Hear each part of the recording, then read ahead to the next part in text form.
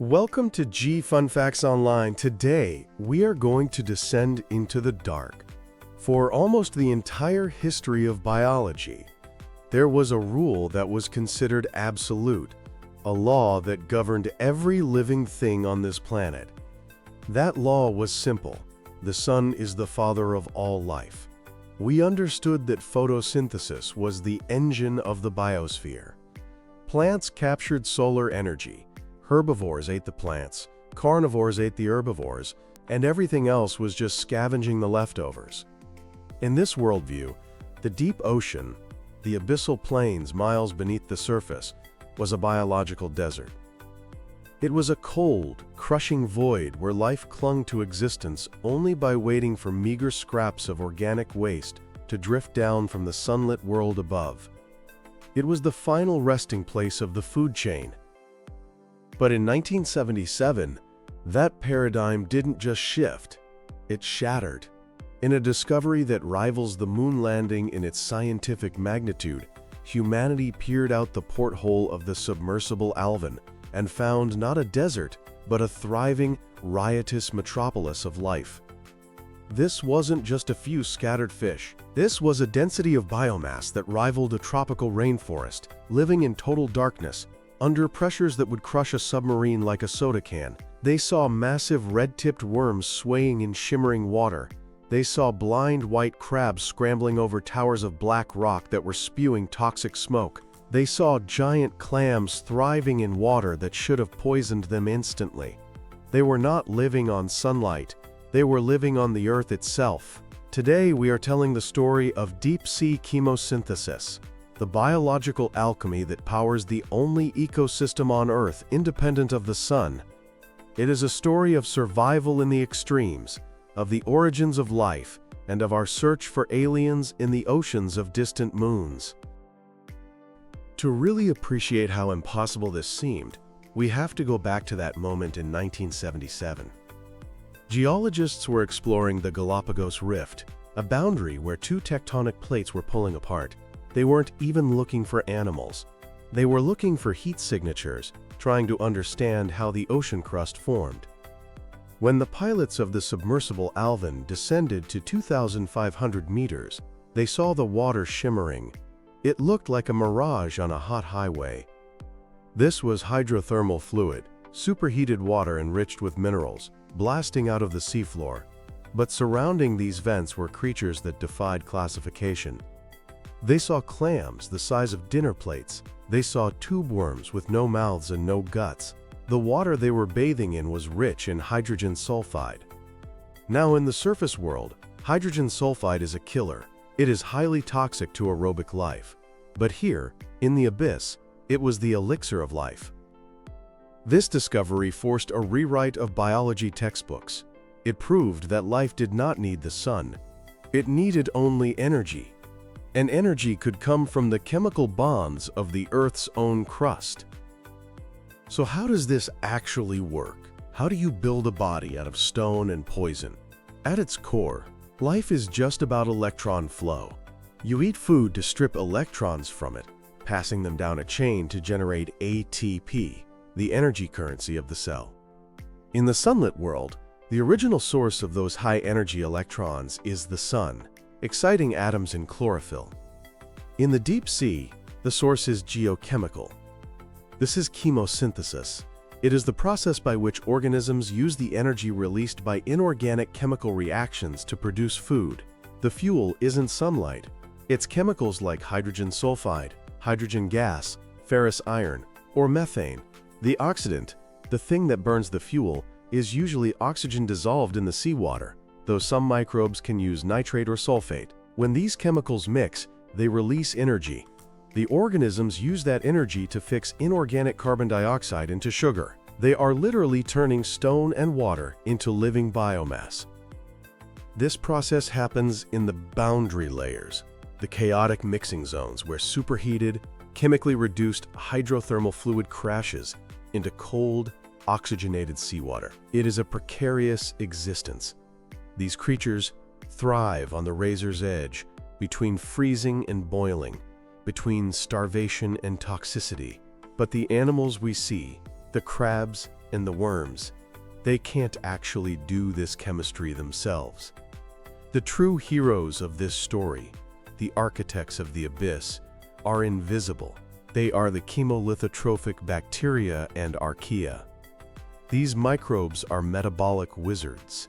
Unlike plants, which are largely stuck with one way to fix carbon, the Calvin cycle, deep-sea microbes have evolved a diverse toolkit. Some use the Calvin cycle, just like trees. Others use the reductive tricarboxylic acid cycle, or RTCA, which is an ancient, highly efficient pathway that requires less energy. Some, like the methanogens, use the reductive acetyl-CoA pathway, which is so old that many scientists believe it was the metabolism of the very first life on Earth. The defining feature of this ecosystem is symbiosis. In the nutrient-poor deep ocean, finding enough free-living bacteria to eat is hard work. So the animals evolved a brilliant solution. They farm the bacteria inside their bodies. This strategy has evolved independently in worms, clams, mussels, snails, and even shrimp. It is a masterclass in physiological integration. The host animal provides the home and the transport, and the bacteria provide the food.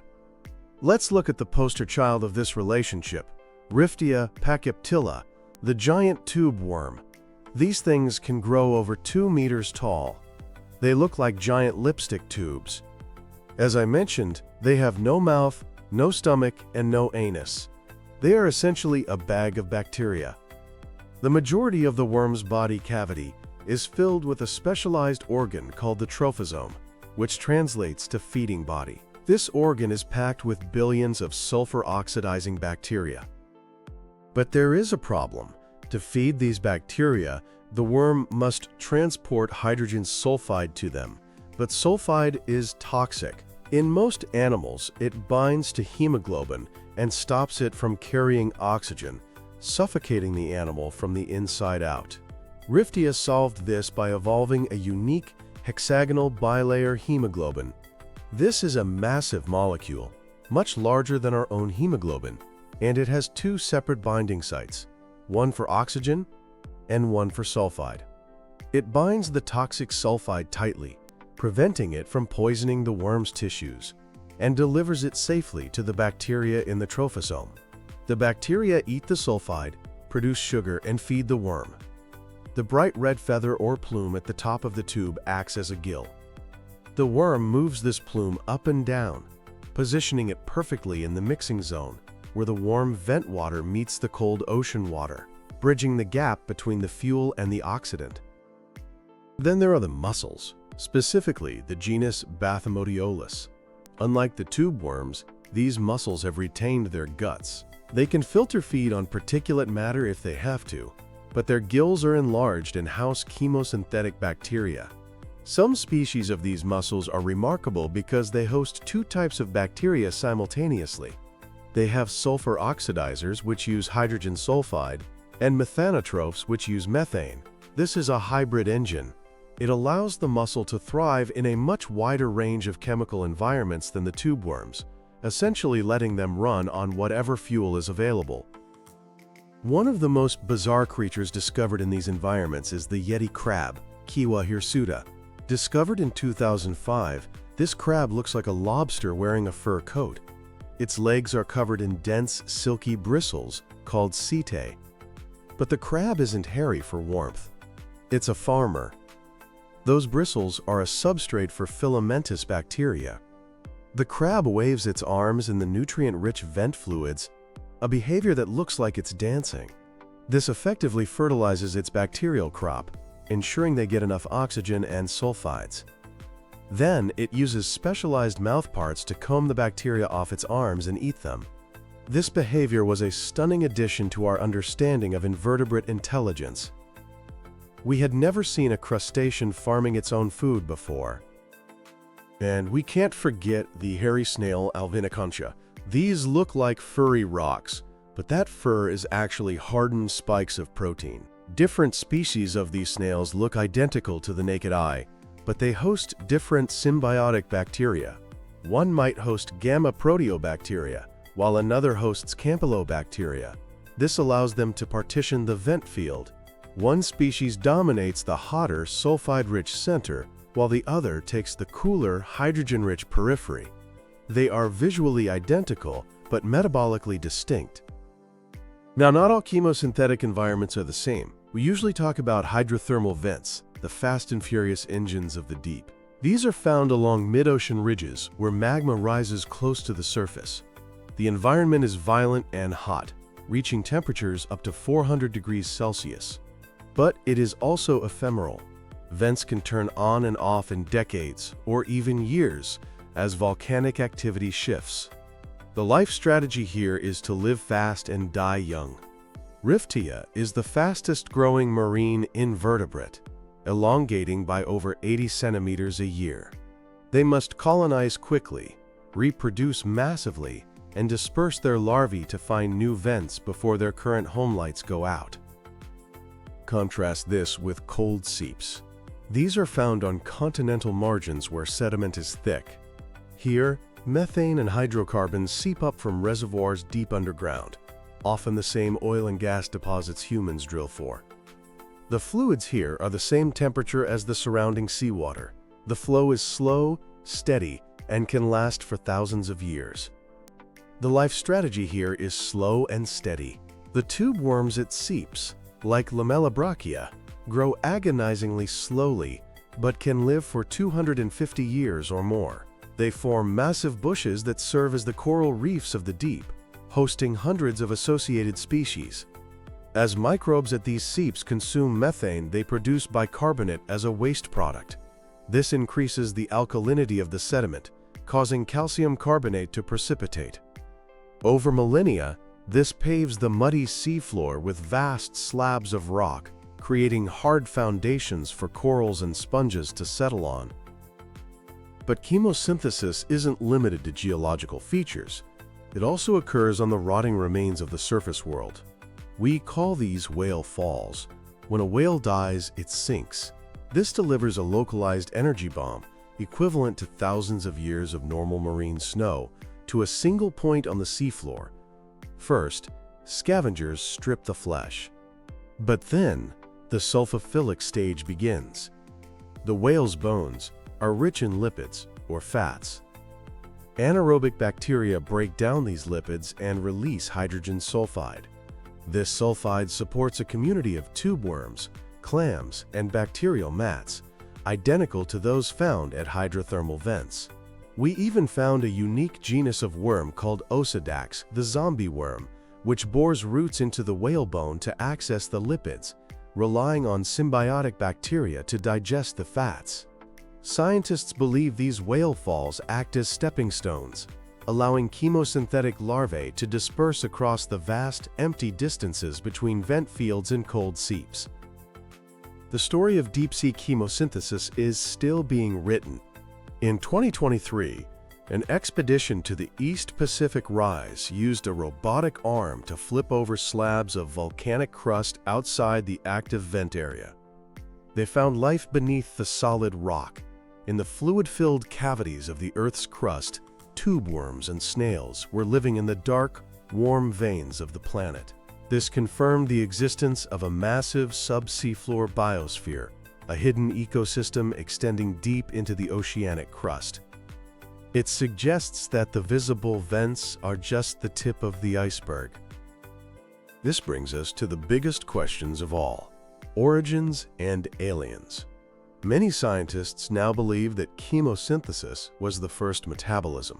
The alkaline vent hypothesis suggests that life arose not in a warm little pond on the surface, but in a deep-sea alkaline vent. The microporous rock provided natural compartments, acting like protocells.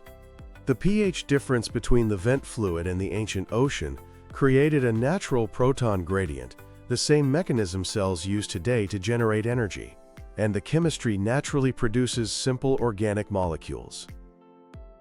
If life began in the dark on Earth, it can begin in the dark elsewhere. This realization drives modern space exploration. We are looking for ocean worlds. Europa, a moon of Jupiter, hides a global ocean beneath its icy shell, containing twice as much water as all of Earth's oceans combined. The Europa Clipper mission is on its way to taste the plumes of water erupting from its surface. Enceladus, a moon of Saturn, shoots geysers of water into space containing hydrogen gas, a smoking gun for hydrothermal venting. And Titan, another moon of Saturn, has liquid methane lakes and a subsurface water ocean. We are sending a drone called Dragonfly there in 2028.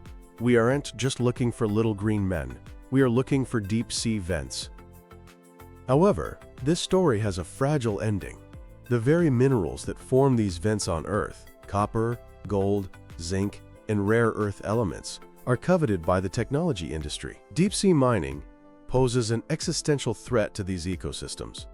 Mining machines would grind up the hydrothermal chimneys to extract the metals, creating sediment plumes that smother filter feeders and physically destroying habitats that took thousands of years to build. The International Seabed Authority is currently debating the mining code, but scientists argue that we cannot protect what we do not understand. With over 90% of species in these zones being new to science, mining could cause extinctions before we even give the species a name.